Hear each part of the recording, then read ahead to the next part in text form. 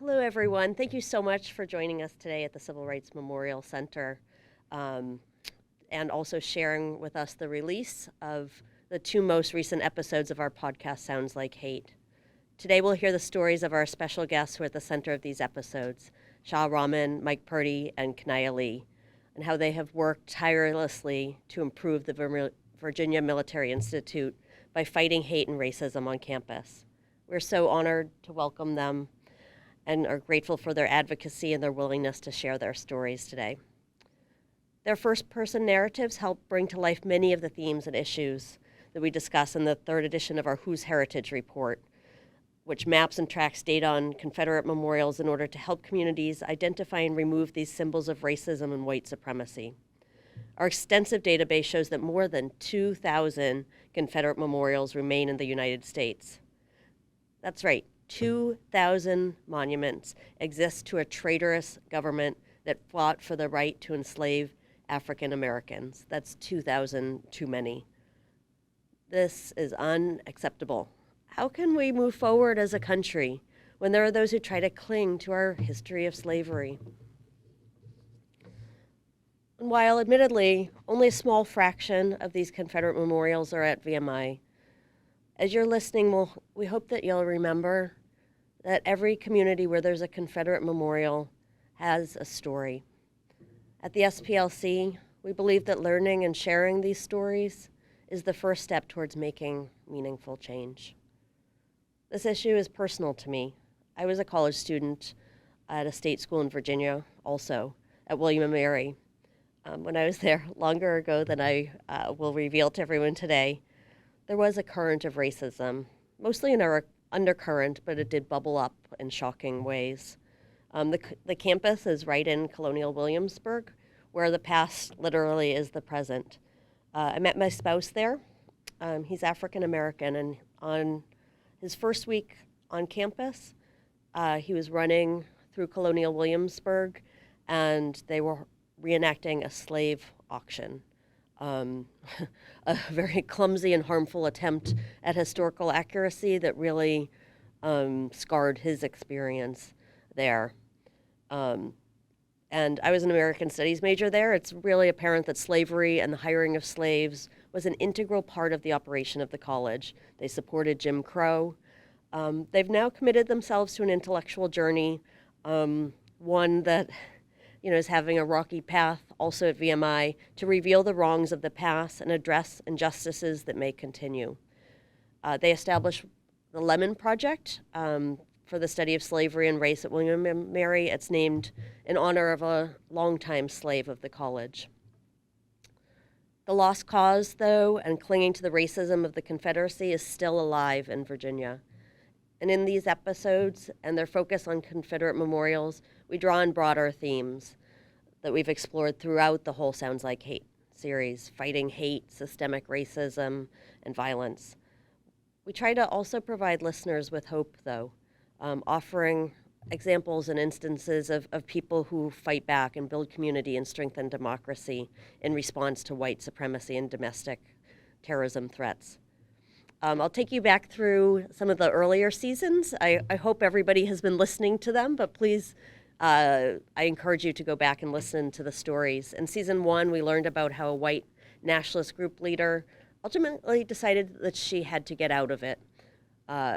We also went to a Vermont high school and learned about the debate over hateful imagery and free speech there.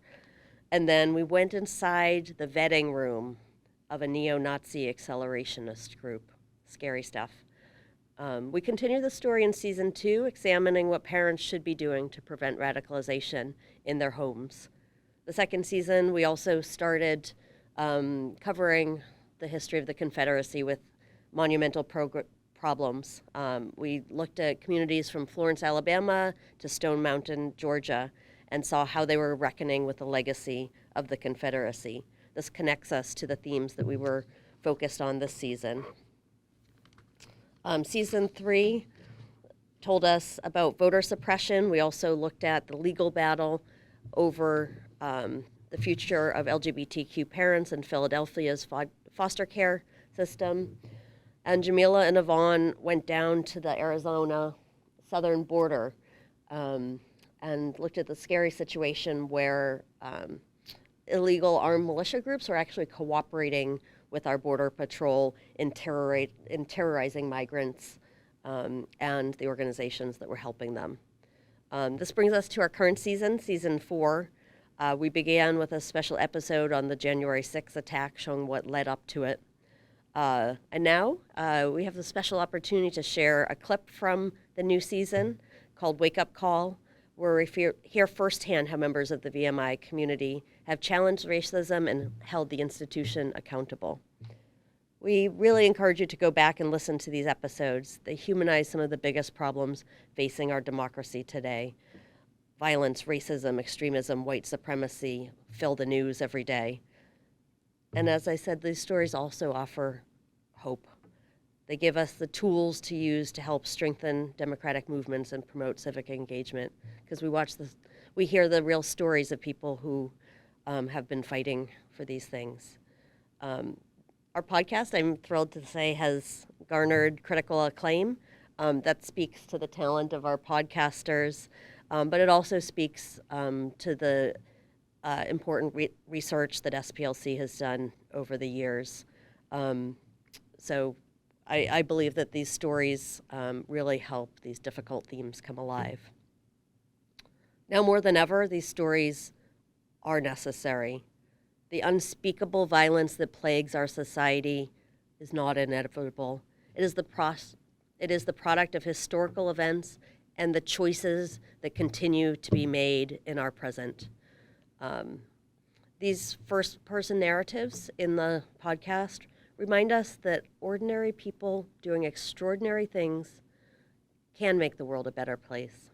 And with that, I'd like to introduce our senior research analyst, Kimberly Probolus, who has contributed incredible research to exposing Confederate monuments in our country.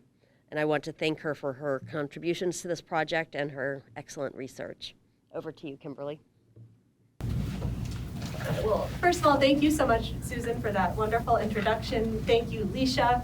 Thank you, Taffy, who's coordinating quite literally behind the scenes. And most of all, thank you to all of our guests and our hosts for being here today. It truly would not be possible without you. So Susan's overview really helped us to understand how these episodes fit into this series as a whole, and how stories can promote meaningful change. But it's one thing to hear about the podcast in the abstract. It's another thing to actually hear the podcast itself.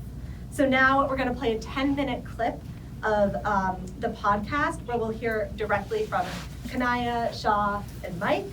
And for context, this clip comes at the beginning of the first episode of Wake Up Call, when we're introducing listeners to the culture on campus and really explaining why students and alumni mobilized against Confederate memorials at VMI. Aside from giving people the truth. She looked at me and then she laughed and she said she wasn't sure on if she should share the story or not, and then she went to tell the story. So she started that like she was from Ohio and her dad was a high-ranking member in the KKK. Keniya Lee, like many of the Black students at VMI, is an athlete offered a full scholarship to earn a college education. She played Division I soccer for the school when she was admitted to VMI in 2015. But she says it was in the classroom where she faced racism she could not ignore. About 6% of the VMI Student Corps of Cadets identify as Black or African American.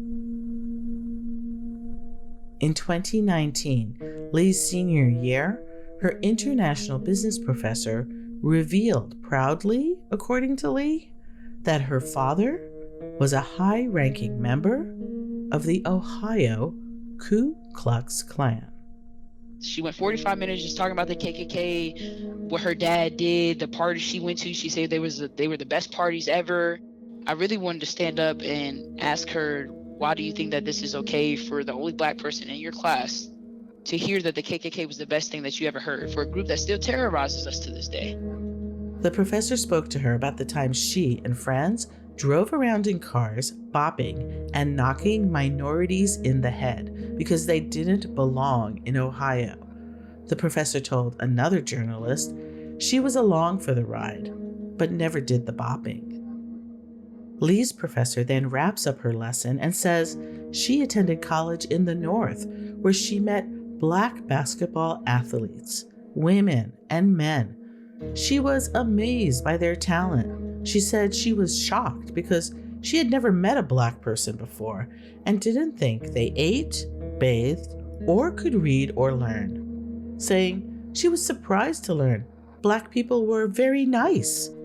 The business teacher concluded by saying that people change. According to Lee, the professor's message was, it's all changed now. Everybody's equal. Everybody's happy. There's no more racism in America, this, that, and the third. Lee says she ultimately did not formally file a complaint with the school because she, like most Black students, had no expectation of a fair outcome. I'm not making a complaint, but this is not right. I just want to say this. I put it out there. This is my statement. I just want an apology and just to make sure that this doesn't happen while I'm in her class again. Lee attempted to report this incident, but says VMI's investigators advised her if she dropped the class, she'd have to re-enroll for a 5th year at VMI. They didn't threaten me, but they put it in my awareness that, if you have an open investigation, you can't graduate. So, and I this is January. I'm just trying to get out of here. VMI's grievance procedures for complaints in 2020 was time-consuming and a multi-step process, which had been overseen by a commandant and an assistant who oversaw the Title IX complaints. After hearing her options, Lee withdrew her anonymous formal complaint. Then, in what felt like a disingenuous way, Lee says the instructor spoke to the class. And she never apologized until the end of the semester. She's like, I don't think I need to apologize, but they're telling me that I need to because somebody complained. I'll tell you, I love VMI. It's a big part of who I am. I would not be who I am without VMI. Shah Rahman, class of 1997, proudly wears his VMI combat ring every day since graduation. Born in Bangladesh, Rahman attended schools across northern Africa, where he says he experienced fierce racism. He started his U.S. education at Ithaca College in New York before finding a fast track to attend VMI. I wanted to have a career in the military, and even though I knew it would be difficult because I was not a citizen, I thought, wow, I know of VMI. I know it's so steeped in history. I know of Stonewall Jackson. I know of General George C. Marshall. I know of Patton having attended VMI for a short period of time. Rahman, a civil engineering foreign student, landed a job at the college's museum, which preserves VMI's Confederate history on campus. It was a perfect fit for this young history buff who believed everything he read about Southern heroes he found in the museum archives and books. And I didn't know how prominent a slave owner that Stonewall Jackson himself was. Why? Because, again, when you read the history that had been rewritten, he's known as this man of compassion who, rather than own slaves or have anything to do with slavery, he would actually teach them Sunday school. His coming to terms with the truth about the Southern institutions' revered leaders felt a lot like betrayal. The Unite the Right rally in 2017 woke him up. If General Robert E. Lee's statue was a problem in Charlottesville, what about the statues at VMI? I was ignorant for 20 plus years. I started looking through the true lens of real history. You never thought of VMI necessarily as the institution that supported slavery. It was all whitewashed, right? It was all painted very differently from what the truth was. And really, that ugly truth didn't really come to the forefront until, the Black Lives Matter movement started up the way in which it did. Rahman genuinely was unsettled by the events and wanted to help VMI. He started reaching out to other alumni as a first step. Classmate Donnie Hasseltine, a white retired 20-year lieutenant colonel in the Marine Corps, had shared concerning comments on LinkedIn, which caught Shah's attention. Turns out, Hasseltine, who runs a cybersecurity firm, was ready to publish an article online with recommendations for his alma mater. Within the VMI culture is we trust each other immensely. Because the honor code. The honor code was established in 1839 before the Civil War, and though it has been updated through the years, the code has always intended to be an equalizer, the glue which has bonded the alumni and the civilian soldier corps of VMI. Anything that disrupts the cohesion of the unit is a problem that needs to be addressed. And I think that initially I kind of tried to strike a middle balance, and then we all kind of started getting together and realized there's not really much middle ground here, maybe really angry, because what they experienced was not in keeping with the values the school taught. In a week, the two joined forces with two more VMI alums from the class of 1999. One of them was Mike Purdy, a Korean-American Navy veteran turned corporate lawyer and Google executive, and Connor Powell, a white former Fox freelance journalist. Shah Rahman was on LinkedIn when he saw their article in the Richmond Times-Dispatch. And these two guys had actually called out for the removal of the Jackson statue. Purdy says there was a big job ahead. The symbolism and the iconography and the traditions are intertwined with actually changing the culture. This was Virginia, after all, the battleground where General Robert E. Lee's Confederate monument was at the center of the Unite the Right's violent and deadly riot.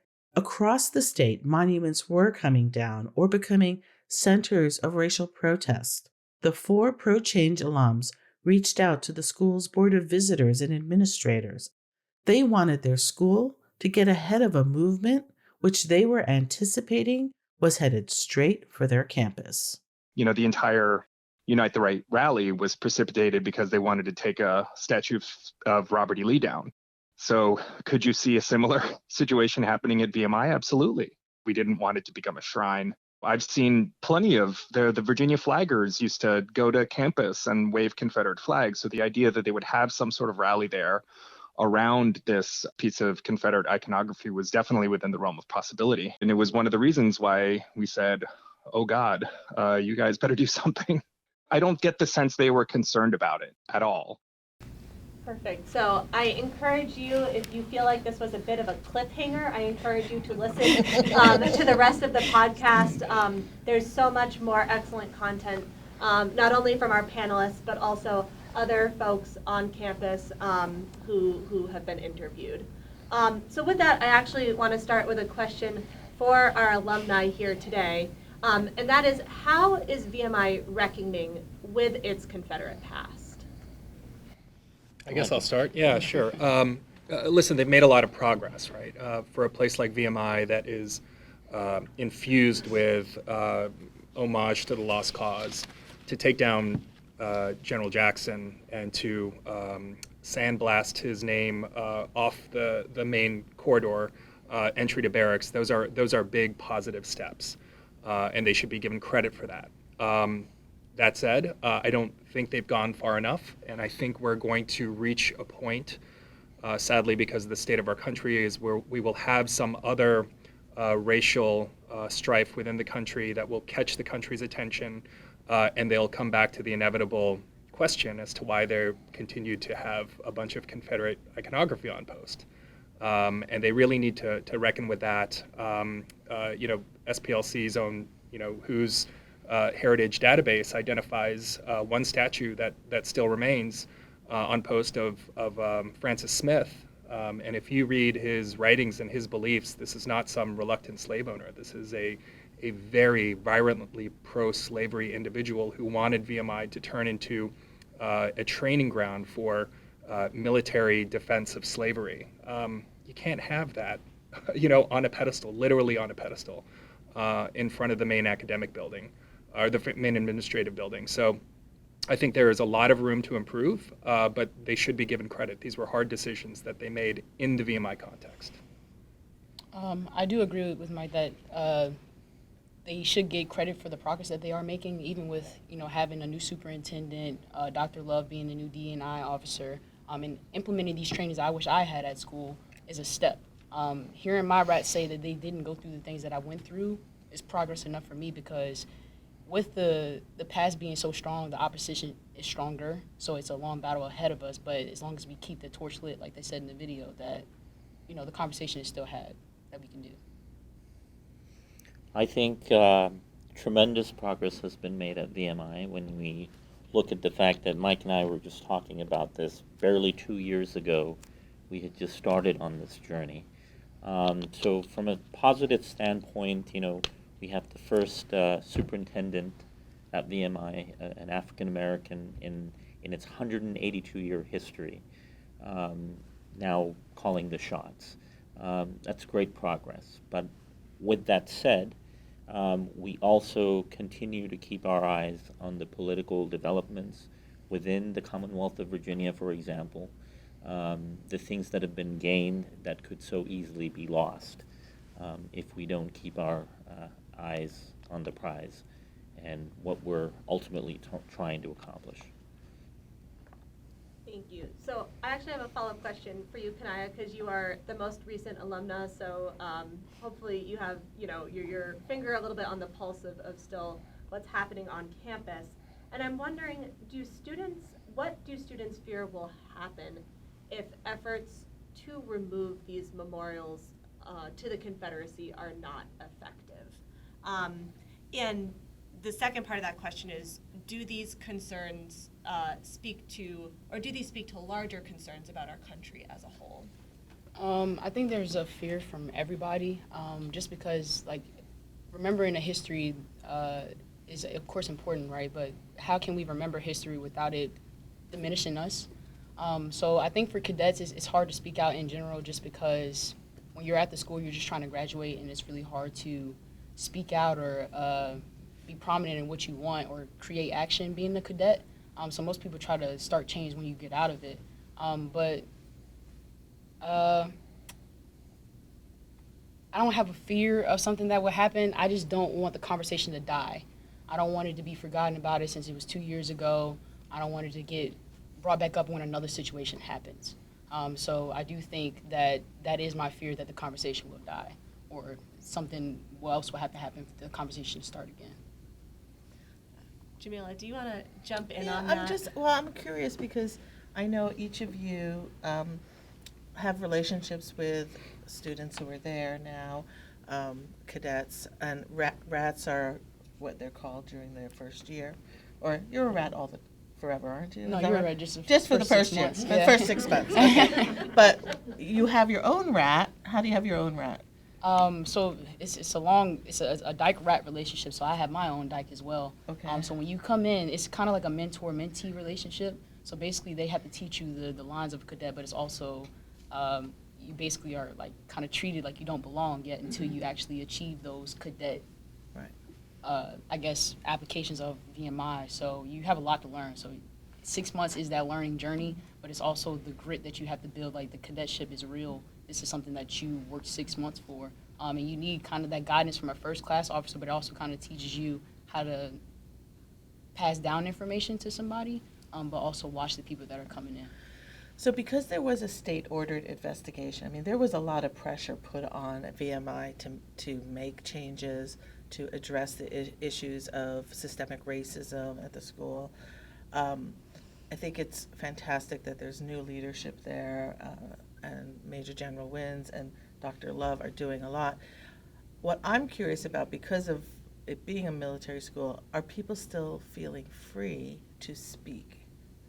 Can they speak out about any issue that's still going on or not? Because that's a huge part of the culture of of a school like VMI? Sure. I mean, my sense is that things are moving in the right direction, but there is still a lot of fear about speaking out. And I've heard this from third parties who have been talked to by cadets confidentially. So yes, there are some continuing issues there. I think that among alums, we're seeing a lot of backlash right now. So there is a concerted movement to turn back the clock. They even have, I've seen this informal slogan that they use, bring back Jack, as in bring back Jackson. So they want to get rid of DEI. They want to essentially turn back the clock to, prior to all the changes that happened in 2020, 21. And because of this backlash, you are seeing, it has a chilling effect on people coming out and telling their story and being very vocal. And I think we've seen that as pro-change advocates. I'm so surprised how oftentimes people say, I'm with you, but they won't vocalize or they won't actually go out and support you because they're concerned about this backlash. I mean, we experience it as journalists trying to get people to speak to us that there is still a culture of fear there. Students don't yet feel free to fully speak about what they're experiencing. And that's my, as a journalist, we want freedom of speech for everyone. You should feel free to speak about what doesn't feel right. I think there are new systems in place at the school that where they can go, but I don't think the students feel free to speak to journalists. So that concerns us. I also think that's a sort of a national issue, because I know as a black woman, I often don't feel free. I don't feel free in this country. So I understand the fear that these students have, because especially when you're on scholarship or your parents are putting pressure on you to graduate and do well and they don't want to hear the drama, there's just this, it's really hard in this country. I can't believe I'm saying this in 2022, to feel free if you're a black person, to feel free to voice what you think and express yourself fully. There's so many things holding you back, and in a school like VMI, it's even accelerated because it's a school that's lost in the narrative of the lost cause. So Yvonne, what your comments are kind of reminding me of is the way that racism is systemic and it's built into all of our institutions. But one of the things I was hearing from the alumni is that VMI is making progress, but they're still not there. So what would you want to see in terms of additional changes? What do you hope for VMI? Well, listen, they're going in the right direction. I think they need a generational change. I think they need to have 10 years of DEI programs, 10 years of trying to attract diverse cadets and diverse faculty, 10 years of coming to some sort of truth and reconciliation about their past and the symbols of their past. And then, at the end of that, you can see a very amazing future for VMI, a very modern institution that is producing modern leaders. I don't think 1 year of DEI training for the Corps, 1 year of sort of understanding why these symbols are inherently white supremacist and things of that nature is enough to say that they've succeeded. One of the things that really disappointed me was the subcommittee on Confederate monuments disbanded. They said, we're done. There's still dozens of Confederate monuments on post. They're not done, and they're going to have to reconvene at some point and come to terms with these things. And I wish that it had been a more of a marathon than a sprint. I think what makes this need and challenge more of an issue is that there's a segment of VMI's alumni from the 70s, 80s. Unfortunately, these gentlemen are in a world of their own, and they simply do not know how to reconcile with where we are today versus where they were in the 70s and 80s. And unfortunately, these are the very gentlemen who are getting most prominence, a lot of times just in the press, with some of the actions that they're taking, bringing lawsuits, with support from now, the new administration that's in charge, i.e. Governor Youngkin and his crew. So I think those are definite challenges, and I agree fully with Mike. At least 10 years, you need at least a decade, but along with that, you need to have this group sort of reconcile with the reality. This is needed at VMI. Okay, Virginia Military Institute is not about a Confederate past alone. VMI produces and has produced and continues to produce some of the brightest engineers, doctors, lawyers, not only just in the Commonwealth of Virginia, but throughout the United States of America. We need a progressive, a forward-looking, a forward-thinking community of people to keep filtering out through VMI. Without this insane opposition that just seems to never end from this select group of alumni from the 70s, 80s, some even from the late 60s. Yeah, some even earlier. The alumni have an outsized say as to how VMI is run and the culture there. The most powerful alumni, many of them graduated when it was all male and all white. Talk about a lack of a frame of reference, right? And these are extremely powerful alumni, major donors to Governor Youngkin's campaign. Exactly. Something to keep an eye on for sure. Keniya, did you want to chime in too? I would say since I graduated close to 4 years ago, I guess, things that I would like to see on campus is me not seeing minority numbers or even hearing about guys like Shah or Mike. Those are things that I would like. I would want tools to be tools to feel I can succeed successfully at school. It's a military academic college, but also military academic and athletic, right? I want to feel like I can learn and feel and be free, be an athlete, and not feel like the reasons I'm there diminishes why I should be there. And I think that there should be places to go when things happen, because in this world, not in a small place of Lexington, things happen. But how do we right those things that do happen when things do come across us? How do we put something in the avenue where it doesn't happen to somebody else, but also those people that feel like something happened to them, they feel they healed, or they feel that a problem actually got resolved? So one of the things that I think came up in your comments was the role of the military, right? And Keniya, you mentioned this is both a military and an academic college. And I remember last year I interviewed a history professor, Matthew Delmont at Dartmouth, and he talked about racism in the military, and he said one of the things that you see in the civil rights movement, right, is you have people who who want change immediately, right? You need to have people who say this needs to change and it needs to change now, but you also need to have the sustained activism to have a movement that will last a generation, 10 years, right? So I'm wondering, and I'm thinking a little bit about Leisha's comments at the beginning, with changes in the Department of the Defense, and if you can make maybe some connections between what's going on in the DoD and what's happening at VMI today. Sure, I'll start. I think DoD has, I believe the last statistic I saw is roughly 40% of the active military consists of minorities. You have a new head of the DoD, African American, Austin, Secretary of Defense Austin. You have newly promoted 4-star generals who are African American, including the Chief of Staff of the Air Force. There is a lot of representation, and this organization answers to Congress, and much of Congress doesn't have a lot of love for the Confederacy, right? Some of them do, but not all of them. And so you are seeing very positive change. I also happen to think that the leadership, Republican or Democrat, of the Department of Defense have been remarkably consistent because they want a very effective organization.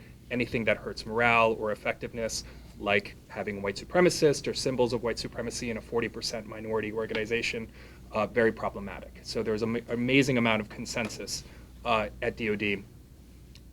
VMI, slightly different problem. Again, it's moving in the right direction, but the people to whom VMI has to answer, a board of visitors, a governor, the alumni, and as I said, the most prominent alumni tend to be white males, many of whom graduated when it was single sex and all white. So you don't have the same kind of democratic type of give and take where VMI has to represent all parties. It's getting there, right? We have a new superintendent whom we support, but it's going to take a little while. It doesn't behave quite like DoD.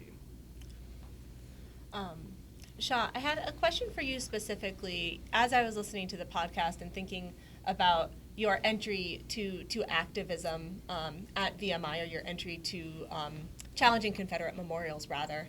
And I'm wondering what advice you might give to other people who are hoping to make change at an institution or that is meaningful to them or within their community. Sure. Well, thank you for that question. And I think it's very relevant. Hopefully we're not done with this part of our history. I think there's a lot of time still to continue to pursue these types of things that can only result in a better society for all of us. I think one of the key things you want to do if you're looking at bringing down monuments, embarking on something like this, is you want to win the argument on historical merits, right? Usually that's a good starting point. So, for example, we find ourselves trying to justify what we're doing on a regular basis. I don't think that there would be that much of a need for that if we started from the point where all of this stuff that is glorified today is nothing but remnants of a government that existed for a short period of time to destroy the United States of America. Okay? They're traitors. Let's start with that. Okay? There is nothing legitimate, nothing good that can be said about that specific fact. So on and so forth. So I think it's important to for yourself to have a very clear understanding of the history of that which you were fighting for, and then also to remember in this case, if we're talking about Confederate statues, that a lot of these statues were raised during the Jim Crow era, and so for the wrong reasons, and it's not like anyone could have stopped them because because the laws were Jim Crow laws, and so they were able to do it. So I think it's important to clarify these things in your own mind as you come up with a systematic approach on how to wage activism of this nature. Thank you. So I have two more questions before I open it up to the audience. My first one is for the podcasters. And there's so much incredible content in the podcast, but I'm wondering what didn't make it in? What would you like to have been able to share with folks? Well, I definitely say I think the big missing piece of our podcast is an interview with Major General Wins. I mean, he is now at the helm of the school. He has an enormous job ahead of him, and so far he seems to be doing a really good job. But I think the thing that intrigued us so much about pursuing this story was because we wanted to learn from leaders. How do you do this kind of change? How can we model it? How can other institutions learn from the process? And so that has been difficult as far as, as a journalist, I'm always trying to get everybody's voice included. And I think his is vital and very filtered through what we only have access to. But I'm glad we did get an interview with the head of the DEI at school, and that is Dr. Love, and she explained her strategy. But it's an enormous undertaking and a very difficult position that he's in. And I do believe there are many leaders in this country who would love to hear from him and learn, and I still extend the invitation. Oh, me? You can have it as well? Yeah, I agree 100% with Jamila. For me, I had a lot of off-the-record conversations with one of the professors, and I'm a professor as well, and I think it would have been really incredible to have the voices of the professors of color who are sort of in the mix, as well as I would have loved to have talked to more Black students, current Black students, to hear what their experiences are or were and how they're doing. It was clear to me from the student I did interview that it's really tough there emotionally and mentally, and I wish they would have spoken to me, but I understood the fear. And I mean, I will just, to top that off, it has been so courageous of everyone who's participated because of the culture of that kind of place, or in the military. I mean, the folks who are sitting at the table here really put their personal lives, their relationships, their friendships, everything on the line to do this work. And they're doing it for the greater good. And so to me, like, these are the heroes next to us. I agree. Thanks. Thank you. So I have one final question for you all that I think actually ties in nicely with Jamila's comments, which is just like how inspired I am by the work that all of you have done and the changes that you have helped to really precipitate. So I'm wondering, kind of looking at the panel, do you feel like there is a coalition being built around this issue at VMI? Do you see it as a multiracial coalition? And what lessons do you think this might have beyond VMI? There is an emerging coalition. In fact, we started a group on social media called the Daniels Group after Jonathan Daniels, who's one of our prominent graduates and who's honored here in the memorial. And it is a multi-racial, multi-generational group of folks who are working together for change. We're trying to raise money to support the DEI initiatives because you never know how Richmond's going to fund these things over the long term.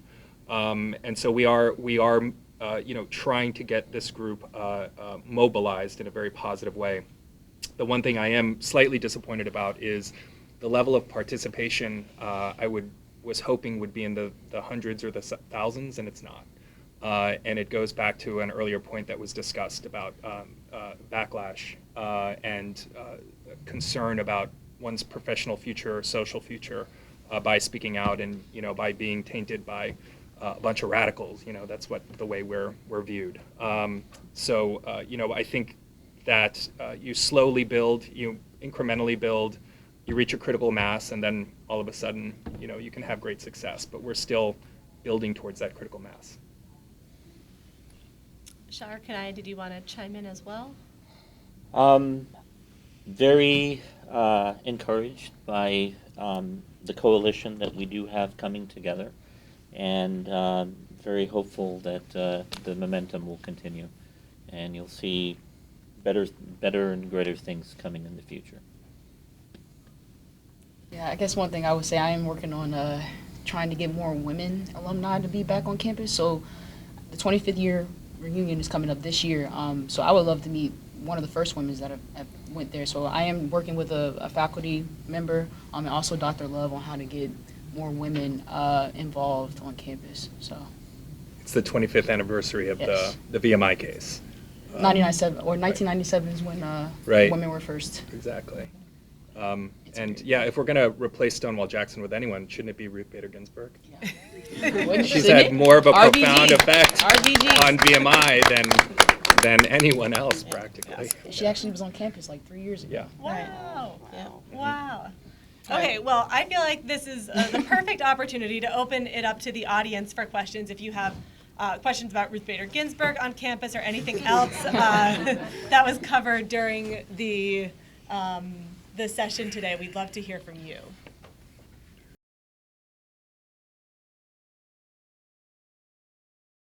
Yeah. I mean, listen. Put it in the historical context. Exactly. Of what it is. For me, it's a very easy decision, and I've gone public and written numerous op-eds and things of this nature as to why Confederate memorials need to come down. So for me, it's an easy, very linear type of logic. I think when it comes to VMI in the context, you have to remember what a large percentage of the alumni feel is a very close association with a lost cause.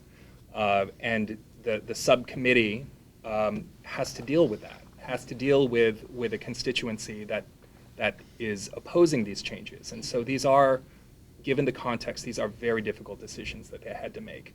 Now, do I objectively think they're difficult? Not at all.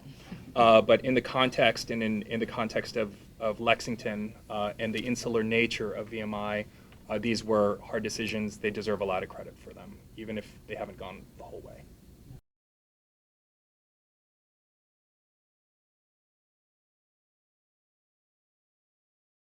Yeah, a couple of different things. I think along the lines of what Shah said, winning on the merits, right? We're talking about a 180-plus-year-old institution, only 4 years of which it was part of the Confederacy.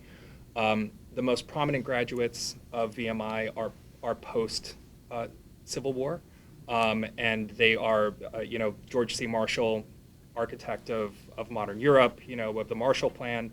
Won the Nobel Peace Prize, right? There are way other compelling ways to create the VMI narrative apart from the lost cause.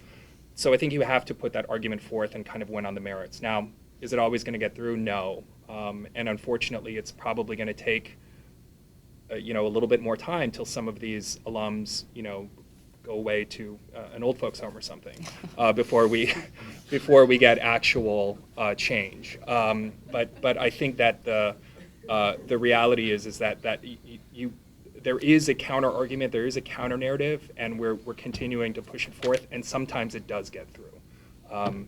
So that's it.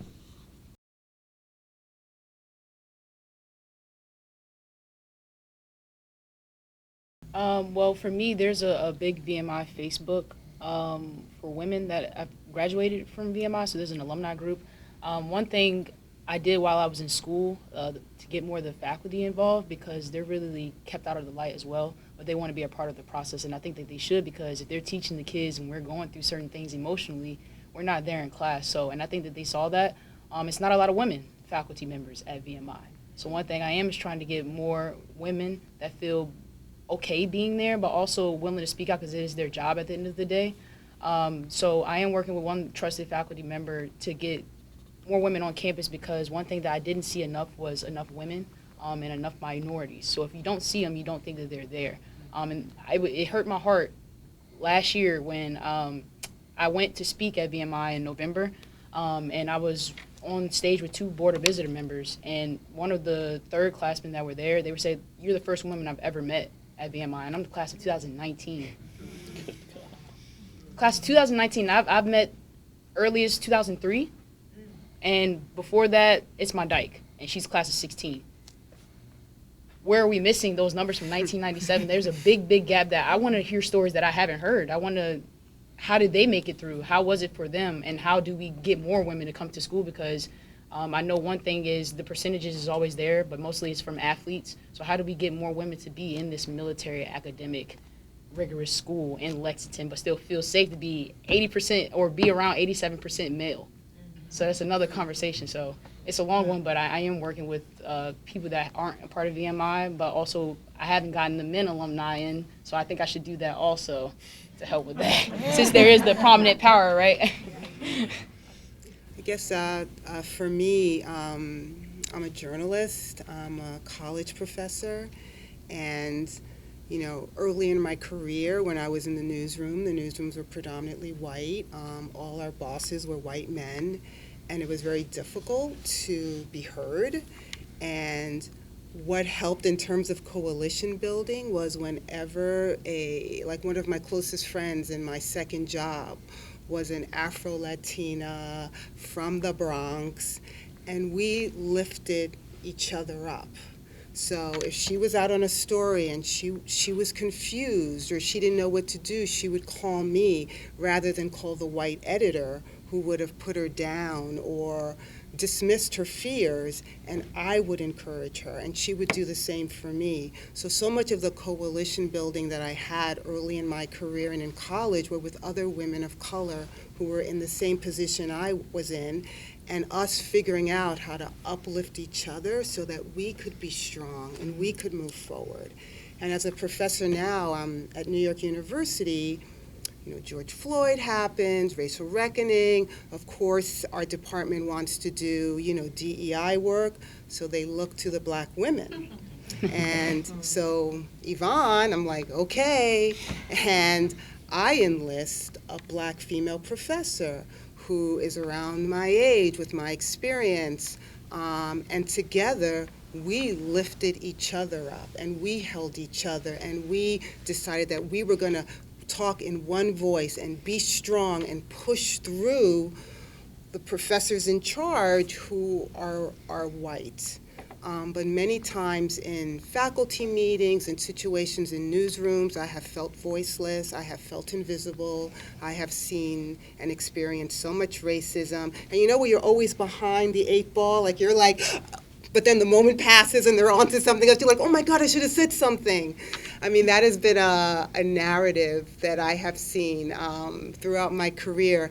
But the wonderful thing about working on this podcast and being able to tell these stories is to work for an organization that's led by 2 women of color. And knowing that I can have a voice and I can be seen. And that's huge. And so I think a big part of black women or people of color lifting each other up is by finding that person and helping them be the best that they can be and not coming at it with negativity or jealousy or dismissing them. One of the things I also saw, and I'll just end this, is when I was in these predominantly white male newsrooms, I saw how the white men mentored each other and helped each other and lifted each other up. And so I, in my career, have modeled that behavior as a professor. Like, I'll always take that extra time for a student of color. I'll always put in that extra work.